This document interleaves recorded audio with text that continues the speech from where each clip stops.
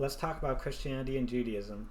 One of the biggest differences between modern Christianity and Judaism and Islam is that Christians and Jews don't call the Old Testament perfect and rarely call the New Testament perfect.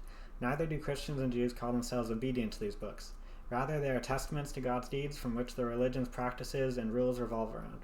My favorite part of the Torah and Bible, which is rarely ever talked about, and is arguably the beginning of Judaism, is when Moses protected a Jewish slave from being tortured by an Egyptian by killing the Egyptian.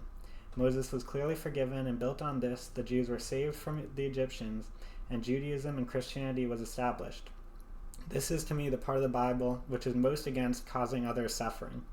Also among my favorites is that though Abraham was obedient to God, he was only spoken to by angels rather than God after his display.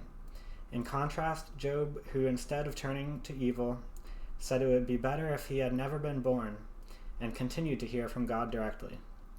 Also rarely talked about is when Moses marries an Ethiopian woman who is described as dark-skinned, in contrast to the Israelites. Then God defends his choice when Aaron the high priest attacks him on it, saying that if God had a problem with it, then he would have told Moses himself.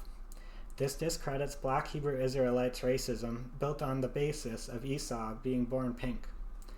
Also noteworthy is that there are many Afro and Mizrahi Jews in Israel who are beloved and don't reject the Sephardic and Ashkenazi Jews. The word Muslim means obedient, and the word Islam means obedience. And Muslims call the Quran, Hadiths, and Muhammad perfect, and they all affirm the atrocious punishments of the Old Testament and go further. If Jews and Christians call the Old Testament perfect and call themselves obedient to it, then these religions would also be dangerous. Instead, these religions only try to uphold their covenants and use the scriptures for guidance.